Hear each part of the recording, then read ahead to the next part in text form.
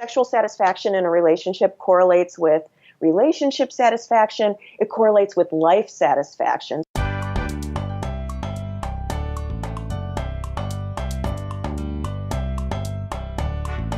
Welcome to the Wise Traditions Podcast, sponsored by the Weston A. Price Foundation for Wise Traditions in Food, Farming, and the Healing Arts. We are your source for scientific knowledge and traditional wisdom to help you achieve optimal health. I'm your host, Hilda Labrada-Gore. This is episode 93, and my guest is Dr. Marianne Brandon. Marianne is an author, clinical psychologist, and a diplomat in sex therapy. While this show is something of a departure from our usual fare, we decided to go there because we know that our relationships and intimacy have an impact on our health and well-being. In today's episode, Marianne reveals how we are hardwired for physical connection. She discusses our instincts, our differences, and our preferences. She also reveals the reasons sexual intimacy is good for physical and emotional well-being. If you listen with little ones, use your own judgment about keeping them around while you listen today. Do know that this show is in no way explicit, but obviously we do mention sex. Before we begin the conversation, we want to thank our sponsor. This episode is sponsored in part by the Farm to Consumer Legal Defense Fund. Do you want to help have your farmers back? Are you worried about your access to nutrient-dense foods or your ability to grow your own? Support the Farm to Consumer Legal Defense Fund. Go to farmtoconsumer.org. And we want to take a moment and remind you that our Wise Traditions Conference is coming up November 10th to the 13th in Minneapolis. Take your health to new heights. The special early bird pricing is only available through mid-September, so take advantage of it now. Go to wisetraditions.org to learn more and register today.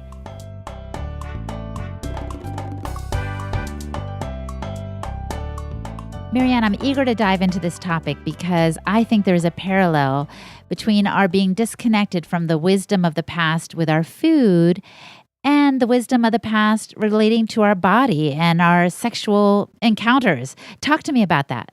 Oh, Hilda, I so agree with what you're saying. I'm a sex therapist. I've been in practice for about 20 years, and I repeatedly see couples coming in who love each other. They're in long-term relationships, but sex is lifeless for them. They've lost their passion. They have no interest.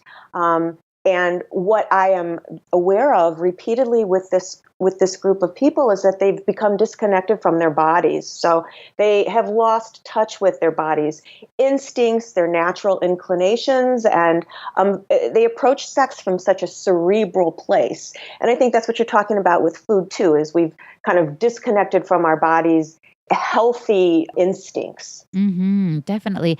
Tell me what you think are some of the factors at play in this disconnect. Well, there are several things that I think probably contribute pretty significantly. And one is simply that we're all kind of living out of our heads these days. We're just kind of out of touch with our bodies. We don't spend time with the earth. We spend less time in nature. We're sitting in front of computers and very focused on the more recently evolved parts of our brain, our cerebral cortex, for example. So the fact that we spend little time kind of inhabiting our bodies and feeling embodied isn't good for sex, because then when couples want to be connected to their physical selves in that way, it's very difficult to just sort of jump in and inhabit your body when you haven't been doing that for days or weeks at a time. It's not like a light switch. So we've lost our connection to our bodies just in sort of the ways that we live, and also the ways that we eat. We're not eating healthfully and with nutrition like we used to. And so whatever isn't good for the body, it's also not good for sex. And that's all going to contribute to our disconnect from our bodies. And then there's another piece of it too that really actually is more cognitive, in our efforts to be politically correct with regards to sex and recognize the very fact of gender equivalence.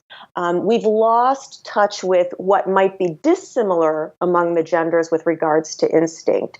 And couples lose touch with their instinctive feminine or instinctive masculine drives. Their sex can then become kind of bland. So there's a lot of significant contributors to this problem.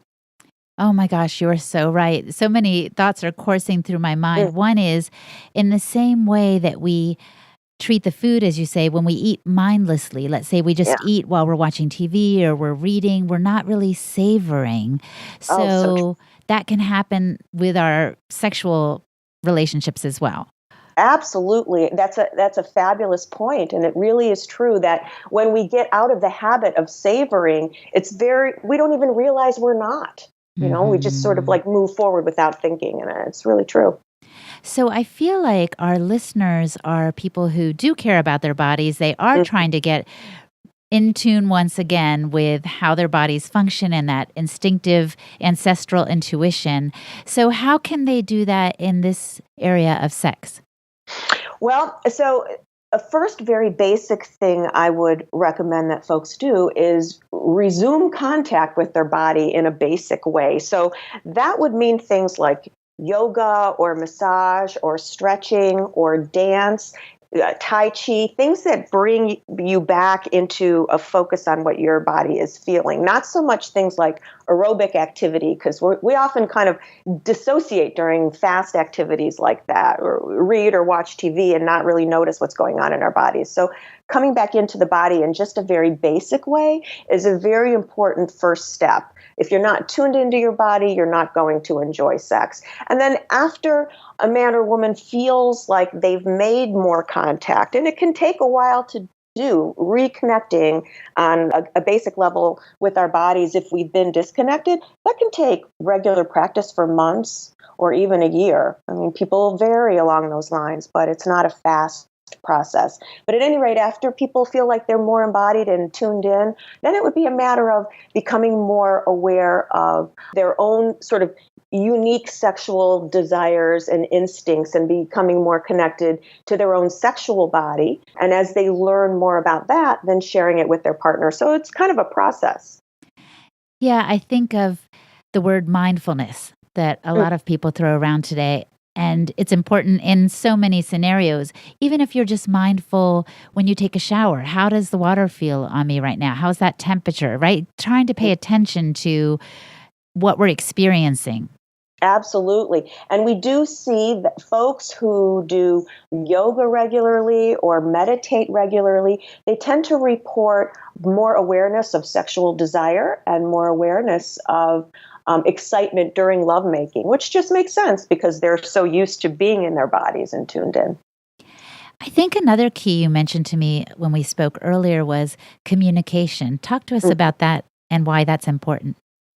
Well, communication is can be a tricky topic for couples because sex communication can be filled with feelings that are uncomfortable, like shame. People feel ashamed to talk about what turns them on, for example, or they are worried about offending their partner if they speak honestly about something that they didn't like. So there's a lot of emotion involved in this kind of communication. Um, and people often think that they're being clear when they're communicating and their partner hears something very different. Again, because it's so emotional, this kind of conversation, people will think they've made their point and their partner hears a whole different issue or personalizes it in a way that the communicator didn't intend. So Hmm. one thing I suggest that folks do is expect to have an ongoing conversation. This isn't just like talk about sex once a year. It's about maintaining an ongoing dialogue so that you can clear up those misunderstandings and make sure that the two of you are kind of on the same page as opposed to opposing sides on these conversations. I think it's hard because also you're just being so vulnerable, aren't you? Yeah, To absolutely. actually put something out there, I want this, or I did like that, or I didn't like that. It's hard, even if you have the physical intimacy, I think. Yes, that's absolutely true. That vulnerability is so key to passion, but it's very difficult to allow ourselves that level of vulnerability. Yeah. I have an idea. It might be good for some folks to start with something simple that isn't as vulnerable. Mhm. I have a friend who was watching a movie with her husband, and in the movie, the hero, let's say, the protagonist guy, cupped the girl's face in his hands when he went to kiss her. And she found that so endearing that she verbalized to her husband, you know what, I would love it if you would kiss me like that, like just gently take my face into your hands and kiss me. And he started doing it. And now she's like more head over heels with her husband than ever before because she dared to say something. Now, that wasn't a threatening thing. It wasn't like, I don't like the way you kiss me usually or whatever. But it was a very sweet gesture that she knew would touch her heart. And they've incorporated it. They've incorporated that into their relationship. Oh, that's a lovely suggestion. And, it's not unusual for people to see something in a movie, for example, that moves them or turns them on. And that's a fabulous way to teach your partner what you like, because you can actually show them, if you care to, in the movie. You can point out something that you both can look at together. I think of, one thing that comes to mind is actually pornography. And I understand that can actually be damaging for relationships, though. You're not talking about watching porn together, are you? No, I'm talking, I'm glad you had me clarify that. Yeah. I'm talking about the movies that people see just, when they're watching Netflix at night sort of stuff. Right. Because what you want to do is experience who you're with, right? And not necessarily get out of that relationship that you're in. That leads me to a question. You say that monogamy is important. Is that how everybody feels? Talk to me about that.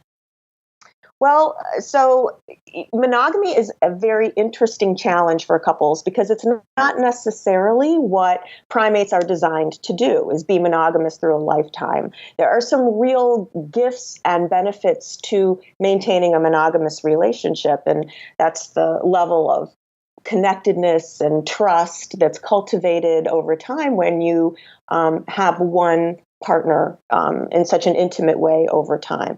But it is a challenge for couples to achieve it, again, because it's not necessarily what the human body is naturally designed to do.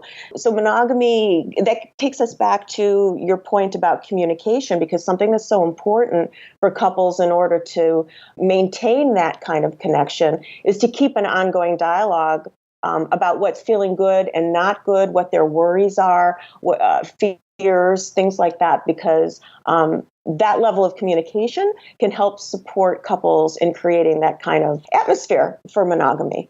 So let's say you have one partner and you have this intimacy, this communication, time spent together, like a lot of positive factors in this long-term relationship.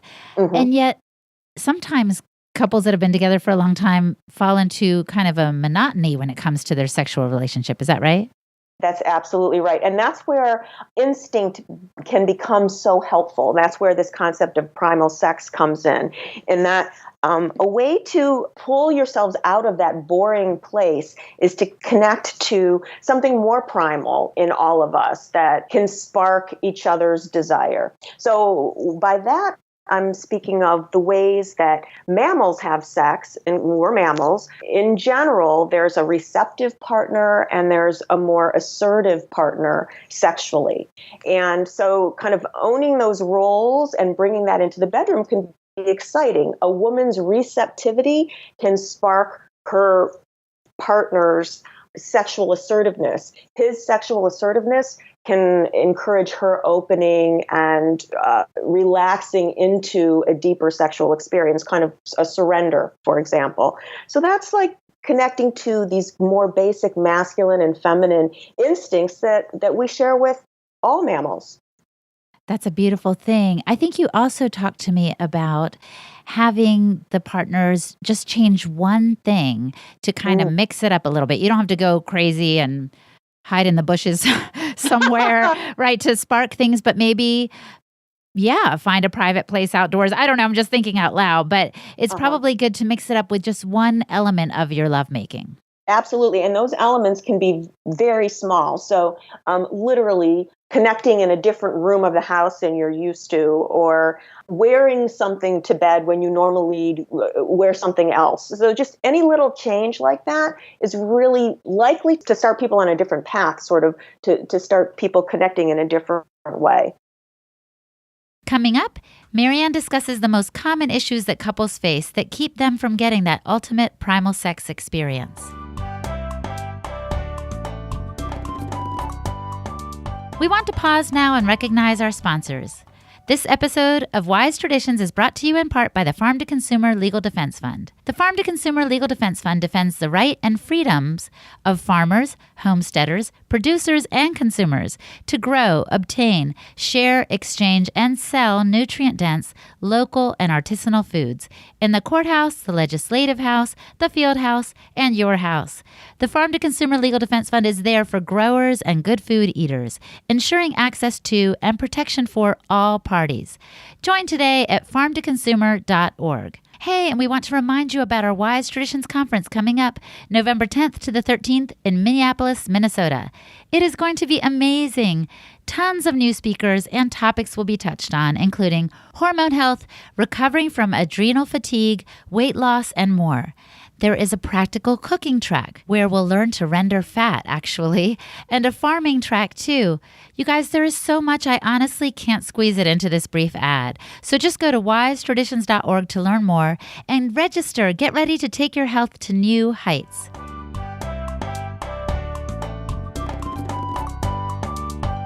What are some of the biggest troubles you see couples coming in to consult with you about?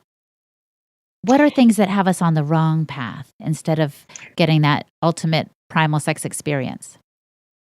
Well, one of the things that is a very common challenge for couples is their efforts to love each other well and be connected can kind of take them into a space where they're so connected that it's almost too much. And we might call that enmeshment. So there's a need that we all have for connection and belonging, but we also have a need for independence and freedom.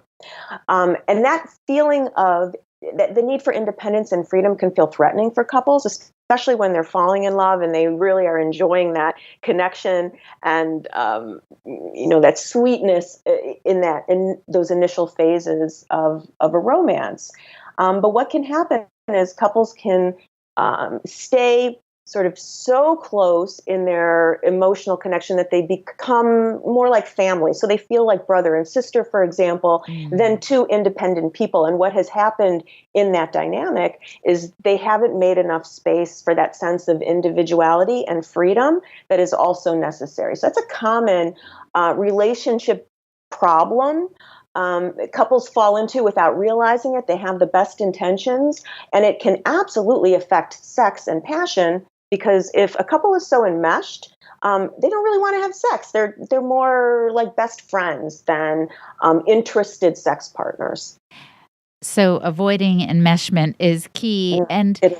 I think the opposite problem might also complicate the sexual relationship if you are simply too independent and so far apart with your busy work lives, for example, that you can't even make time for each other. That's a very good point. Absolutely true. That can happen in any relationship, let me just say, where you get so work focused that you're just exhausted by the end of the day. So I would think another key for overcoming the monotony of the sexual relationship can be making sure that you make the time to connect, and not just physically, but emotionally. I know that's really important for women, isn't it? It's really important. Yeah, it's important for men too. And research is showing us that is as important for men as it is for women, frankly. And you're absolutely right that time is such a factor for so many people. And often people will know it and recognize it, but making that shift, it feels like so difficult that they feel unable to do it, which is unfortunate, because a healthy, satisfying, intimate relationship absolutely requires that kind of commitment where you make those kinds of changes, as difficult as they are with scheduling, for example.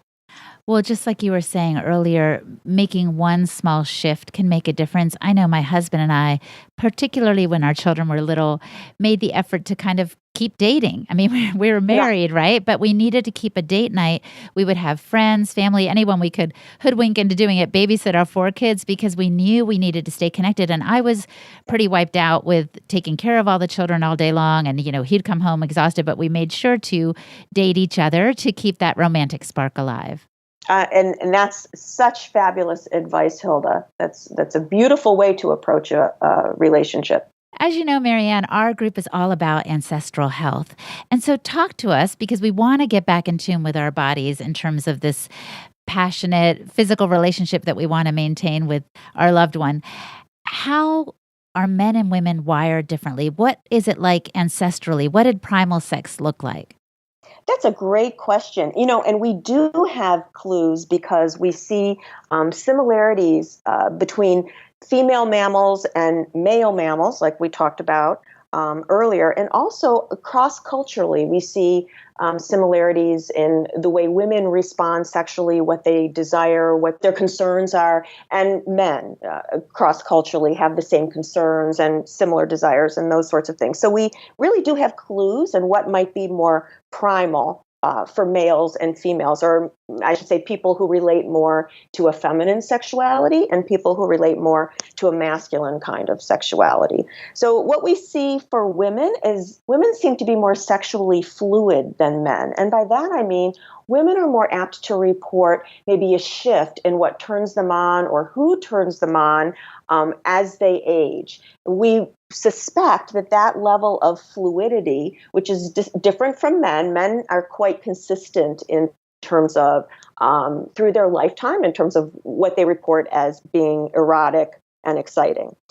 So this fluidity among women, it's been speculated that that's supportive of a woman being able to adapt to different environments so that her body can kind of go with the flow, really, and accommodate changes over time. We also know that women are more apt to report a responsive desire as opposed to what we think of as a spontaneous sexual desire. So spontaneous desire is what many men claim or experience, that they sort of feel a desire for sex. It feels not necessarily motivated by anything in particular, but their body kind of needs it. Where women are, at least in long-term relationships, will also report an experience of not wanting sex, not needing sex, but if her partner comes on to her, she finds the experience pleasurable and her body will respond. So we call that responsive desire, and that is more common in women than in men. And there are other differences too. Women report needing more time for foreplay than men. Women report needing to feel like their heart and their mind and their body are all in agreement in order to want sex, whereas men are not necessarily feeling like they need those kinds of levels of agreement between their heart and their mind and their body. Yes, I've noticed this. I won't go into specifics, but, a woman will often need the setting to be right. It can't be almost time for the kids to come home from school or what have you. And the guy doesn't care, right? He's just like, I'm ready to go. But the woman's mind is elsewhere because the kids are coming home soon or whatever it is. And in terms of the fluidity, I can picture this too in terms of a young woman will really want an attractive partner. She's looking at the guy. Does he have a beard? And all this. But as she gets older, she might realize, oh, this man's character is amazing, and she won't care as much about the external. So I can relate to all these areas, I guess I'm saying, and I think it makes sense. Tell us some about what men's primal instinctive sexual drive is like.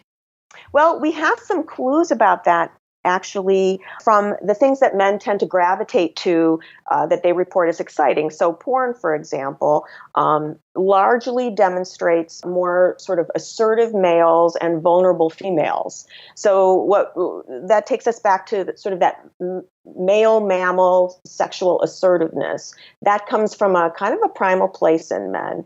And when a man's partner shows up in a more receptive or vulnerable or surrendered kind of state, that can trigger that primal instinct in him, just as his sexual assertiveness, sexual boldness, sexual confidence can trigger her desire to let go. So those instincts are complementary.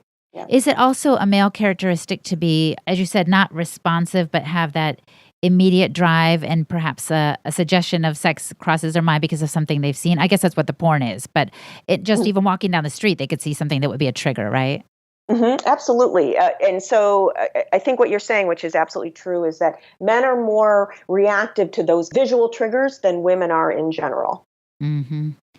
And what about touch for men or women? Is there a difference in how they perceive that?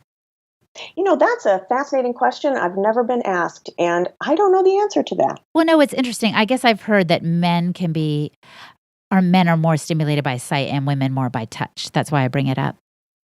I don't know if that's the case. It could be. I'm not familiar with that literature. Yeah.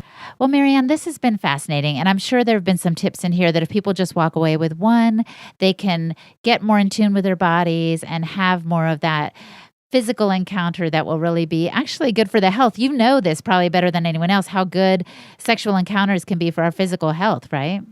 Absolutely true. Yes, it is true. And it's great for us emotionally, and it's great for our relationship, and it's great for our bodies when we feel sexually satisfied. We see sexual satisfaction in a relationship correlates with relationship satisfaction. It correlates with life satisfaction. So it really is a very elemental experience that people that can cultivate so much for a person's life, add so much to their life and to their relationship when they put some effort and time into prioritizing it. And that's why people come to see you. I will say in the outro exactly where folks can reach you and how they can learn more about how to improve their sex life. Oh, that's great. That's great. Now, I often ask my guests this question, and perhaps you can answer it as well.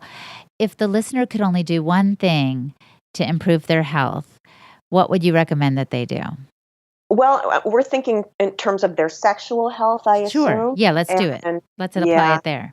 And I would encourage them to identify whatever facilitates their connection and pleasure in their body and make that a priority in their life. So that might be dancing, that might be stretching, it could be yoga. Whatever brings people into their bodies in a pleasurable way will be great for them and great for their sex life. Well, Marianne, that is wonderful. Thank you for that advice, and thank you for your time today. Absolutely, Hilda. My pleasure. My guest today was Dr. Marianne Brandon. Learn more about her therapy services and resources at drbrandon.net. That's drbrandon.net. Or just go to our website, westinaprice.org, hit the podcast page, and click on the show notes for episode 93. Hey, and a big thank you to my friends at Podcast Village. Sarah and Georgia help me with editing and remote recording. Charlie offers the studio space, and they are just amazing. They can help you start your own show. Visit them at podcastvillage.com. Last but not least, thanks to intern Olivia Stanforth for her help with the show notes. Hey, and if you're still listening, please know that we really value connecting with you. This is one reason we keep inviting you to the conference. We want to meet you in person and offer you help on your wellness journey. So come on out. Go to wisetraditions.org and register today. Just remember that you can always give me feedback on this or any episode on Twitter at HolisticHilda. Thanks, and keep on listening. If you enjoyed today's episode, please share it with others. Post a link on Facebook or Twitter, or send a link to a friend in an email, or simply review Wise Traditions on iTunes. Sharing the podcast is one way to spread the important message of health through nutrition. Wise Traditions is brought to you by the Weston A. Price Foundation for Wise Traditions in Food, Farming, and the Healing Arts. The content of this podcast is provided for informational purposes only and is not intended as a substitute for medical advice.